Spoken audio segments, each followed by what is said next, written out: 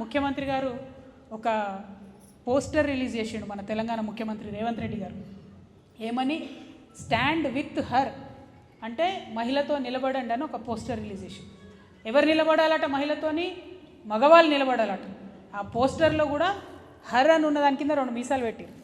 అంటే మహిళతోని మగవాళ్ళు నిలబడితేనే భద్రత ఉంటుందట. అంటే ఏం చేస్తుంది మీ ప్రభుత్వం? చేత కాదా మీకు? మహిళలకు రక్షణ ఇవ్వడం రాదా? పిల్లలకు రక్షణ ఇవ్వడం రాదా? ఇవాళ బయటకు పోతున్న మగపిల్లలకు రక్షణ ఉందా? ఇవాళ జరుగుతున్న దొంగతనాలు చూస్తలేమా? అంటే ఒక ఆడవాళ్ళకే రక్షణ లేదు, ఆడవాళ్ళే చేతగాని లేదు వాళ్ళు, కాబట్టి మేము మీతో నిలబడతారంటారా?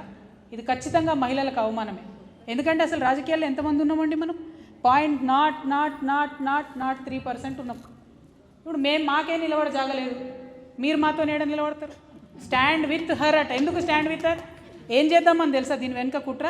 సర్పంచ్ నిలబెడతారు కానీ భర్త పోయి కూర్చుంటాడు, ఎమ్మెల్యే నిలబడతాడు కానీ భర్త పెత్తనం చేస్తాడు, మంత్రిని చేస్తారు, వెనుక కొడుకో బిడ్డనో ఎవరో వాళ్ళు ఉంటారు. అంటే ఇచ్చినట్టే ఇవ్వాలి, జస్ట్ సూపుకే. సూప్ కట్నం అంటారు తెలంగాణలో, తెలుసా మీకు?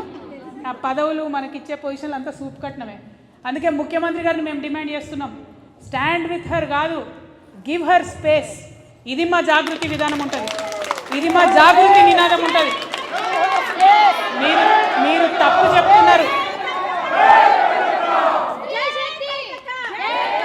ఇవాళ ముఖ్యమంత్రి స్థాయిలో ఉన్నటువంటి మీరు మహిళలను అవమానపరిచే విధంగా, పురుషులు ఉండి నిలబడి కాపాడితేనే మహిళలు ముందుకు పోతారన్న విధంగా మాట్లాడడాన్ని జాగృతి తీవ్రంగా ఖండిస్తుంది. గవర్నమెంట్ మగది ఆడది ఉండదు, గవర్నమెంట్ న్యూట్రల్ ఉంటుంది, గవర్నమెంట్ అందరికీ సమానమే ఉంటుంది. మా రక్షణ మీ బాధ్యత, మీరేసే బిచ్చం కాదన్న విషయాన్ని ప్రభుత్వ పెద్దలు గుర్తుపెట్టుకోవాలని చెప్పి నేను కోరుతూ